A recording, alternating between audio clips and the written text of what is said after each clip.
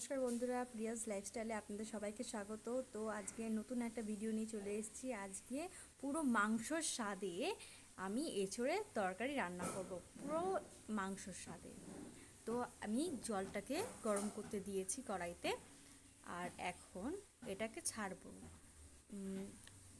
দেখতে পাচ্ছ জলটা গরম হয়ে গেছে। এখন এঁচোড়গুলো আমি ওর মধ্যে ছেড়ে দিচ্ছি। এঁচোড়গুলোকে সেদ্ধ করে নেব। এঁচোড়গুলো ভালো করে সেদ্ধ করা হয়ে গেলে আমি আলুটা দিয়ে দেবো, কারণ আলুটা তাড়াতাড়ি করে সেদ্ধ হয়ে যায় বন্ধুরা, আর এঁচোড়টা একটু টাইম লাগে, তাই এর মধ্যে এখনই এঁচোড়টা সেদ্ধ হওয়ার জন্য দিয়ে দিয়েছি। তারপরে এখানে দিয়ে দিচ্ছি সামান্য পরিমাণ মতন লবণ। লবণটা দিলে সেদ্ধটা ভালো হবে, তার ঢাকা দিয়ে দিলাম এখন। আর এখানে মশলার পেস্টে রয়েছে আদা, রসুন, পেঁয়াজ বাটা, আর এখানে গরম মশলা আমি মিক্সিতে বেটে নিয়েছিলাম একসাথে। আর আমি ওর মধ্যে একটু মিশিয়ে দিয়েছিলাম 1 চামচ মতো জিরে গুঁড়ো। জিরে গুঁড়ো আমি গুঁড়ো করে নিয়েছিলাম আলাদা। আর এখানে দেখো এই এঁচোড়টা সেদ্ধ হয়ে এসছে, এখন আমি নামিয়ে নেবো এঁচোড়টা। কড়াইটাকে ভালো করে গরম করে আমি তেলটা দিয়ে দিলাম, খাঁটি সর্ষের তেল। তারপরে তেলটাকে হালকাতে নেড়ে নিয়ে ভালো করে গরম হতে দিয়েছে বন্ধুরা। আর এর মধ্যে দিয়ে দিলাম, এখন দেখতে পাচ্ছ আলুটাকে ভালো করে ভেজে নিতে হবে, হালকা হালকা ভাজা করে নিতে হবে। আর এখানে আমি ওয়েদারটা দেখালাম বন্ধুরা, খুব সুন্দর ওয়েদার ছিল। দিয়ে আমি আবার এসে নাড়তে শুরু করেছি, হালকা হালকা যেন ভাজা হয়। দেখলাম হালকা হালকা ভাজাটা হয়ে গেছে। আর এখন আমি এঁচোড়টাকে দিয়ে দিলাম, সেদ্ধ হওয়া এঁচোড়টাকে দিয়ে মিক্স করছি। এখন নেড়ে নিতে হবে হালকা হাতে দিয়ে। এঁচোড়া আলুটাকে নামিয়ে নিলাম।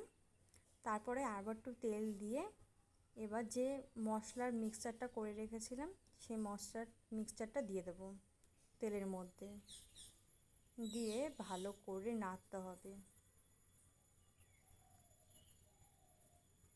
হালকা একটু জল দিয়ে দিলাম বন্ধুরা। তারপরে এটা হলুদ দিতে হবে,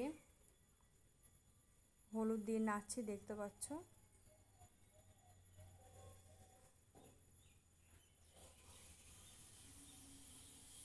আমি এটা কাশ্মীরি লঙ্কা দিচ্ছি বন্ধুরা।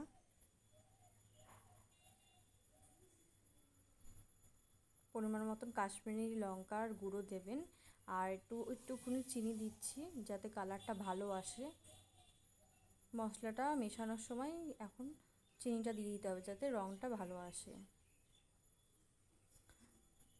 দিয়ে দেখতে পাচ্ছ বন্ধুরা, এর মধ্যে আমার লবণ দেওয়াই ছিল, ওর জন্য আমি বললাম না লবণের কথা। তো এটাকে ভালো করে কষানো হয়ে যাওয়ার পরে মিক্স করে দিলাম। ভালো করে নেড়ে চেড়ে নিতে হবে যাতে মেশানো হয়ে যায়। আর একটুখানি জল দিলাম, দেখছিলাম মিশছিল না, জল দিলে একটুখানি ভালো করে মিশে গেল এটা। ওইদিকে পাশে আমার মা মাছ ছাড়ছিল, মাছের তরকারি করবে বলে। আর এখানে দেখো ভালো করে আবার নেড়ে ঘেটে নিচ্ছি আমি।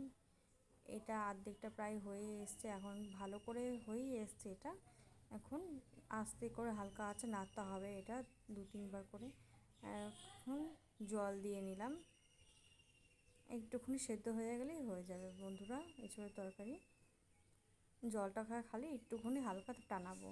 আর এর মধ্যে দেখো আমি মনে হচ্ছিল না যে লঙ্কাটা একটু বেশি হয়েছে, তাই জন্য আমি লঙ্কা গুঁড়ো মিক্স করে দিলাম যাতে স্বাদটা আরও বেশি ভালো ঝাল ঝাল হয়।